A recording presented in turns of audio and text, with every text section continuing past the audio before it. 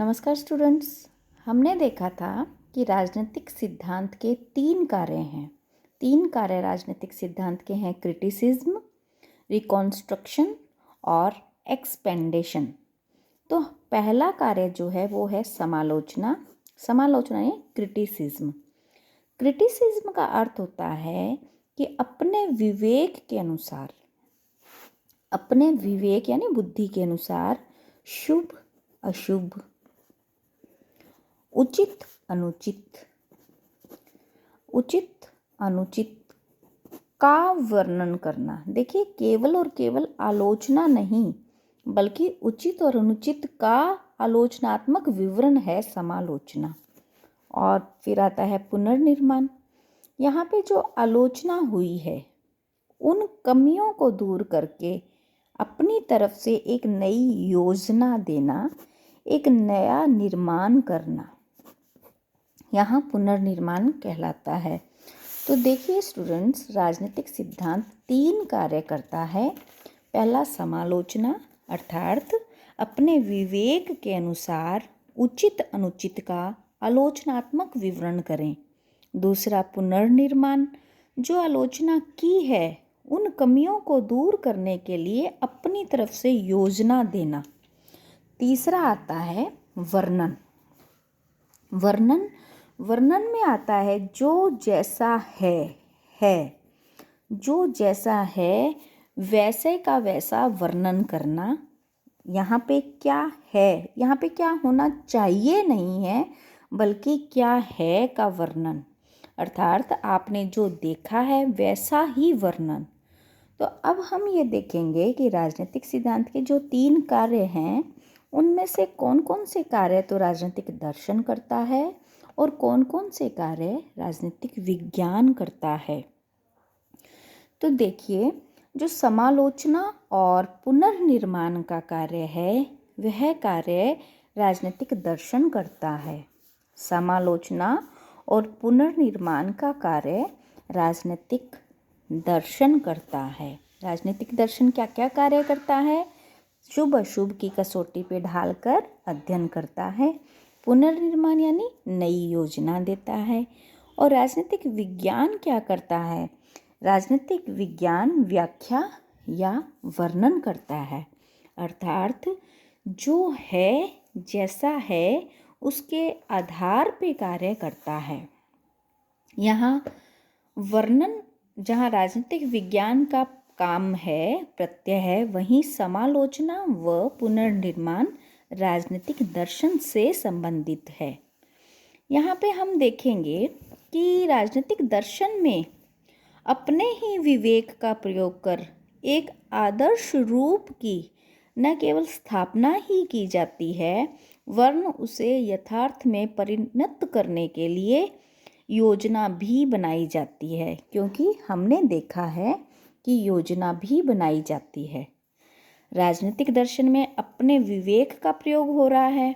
अपने विवेक का प्रयोग करके एक आदर्श, क्योंकि दर्शन क्या है? दर्शन अपना एक आदर्श रूप की स्थापना करता है और न केवल एक आदर्श रूप की स्थापना ही करता है बल्कि उसे यथार्थ में परिणत करने के लिए योजना भी बनाता है। जैसे माना आज प्रजातंत्र है, माना आज प्रजातंत्र है, हम प्रजातंत्र की आलोचना करते हैं तो हमें ये बताना है कि प्रजातंत्र में क्या सही है, क्या गलत है, क्या शुभ है, क्या अशुभ है, क्या उचित है, क्या अनुचित है। यहाँ पे उसकी आलोचना में सही गलत क्या है ये भी बताएं। और जैसे मार्क्स ने कहा, मार्क्स ने व्याख्या की, आलोचना की, बुद्धिजीवी जो है वो आलोचना करते हैं और बात करी कि 2 वर्ग हैं, पूंजीपति वर्ग और सर्वहारा वर्ग। लेकिन 2 वर्ग होना गलत है क्योंकि एक वर्ग दूसरे का शोषण कर रहा है। यहाँ पे उन्होंने केवल आलोचना ही नहीं की बल्कि एक योजना दी और योजना में उन्होंने कहा, विश्व के मजदूरों तुम एक हो जाओ, तुम्हारे पास खोने के लिए कुछ नहीं है और पाने के लिए सारा संसार है। अर्थात व्याख्या कर दी कि हमें क्या करना है, और व्याख्या की आलोचना ही बुद्धिजीवी का कार्य नहीं है, बल्कि आलोचना को दूर करके व्यवहारिक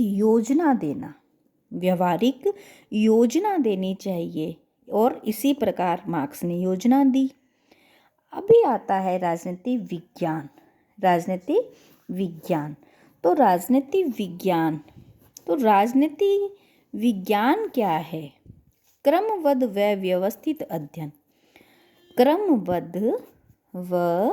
व्यवस्थित अध्ययन। यहाँ पे राजनीति का क्रमबद्ध व व्यवस्थित अध्ययन वैज्ञानिक पद्धति से, साथ ही राजनीति के संदर्भ में भविष्यवाणी करने की क्षमता।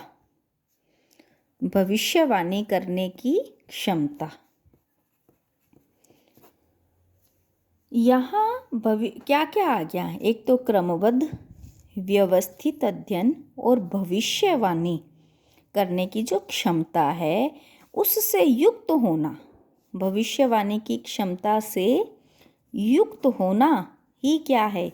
राजनीति विज्ञान है। क्योंकि विज्ञान हम जानते हैं कि विज्ञान में क्रमबद्ध व व्यवस्थित अध्ययन होता है। तो आज हमने किया है कि राजनीति सिद्धांत क्या है। एंड्रयू हैंकर ने अपनी एक पुस्तक पॉलिटिकल थ्योरी में बताया है कि राजनीतिक सिद्धांत के 2 भाग हैं, राजनीतिक दर्शन और राजनीतिक विज्ञान। लेकिन राजनीतिक सिद्धांत के कार्य 3 है, जिसमें से राजनीतिक दर्शन 2 कार्य करता है, समालोचना और पुनर्निर्माण। वहीं राजनीतिक विज्ञान उसकी व्याख्या या वर्णन करता है। तो आज हमारा टॉपिक राजनीतिक सिद्धांत का कंप्लीट हुआ। हम आज के टॉपिक के नेक्स्ट टॉपिक करेंगे कि राजनीति क्या है और राजनीति को अध्ययन के विषय के रूप में और समाज की गतिविधि के रूप में कैसा पढ़ा जाता है।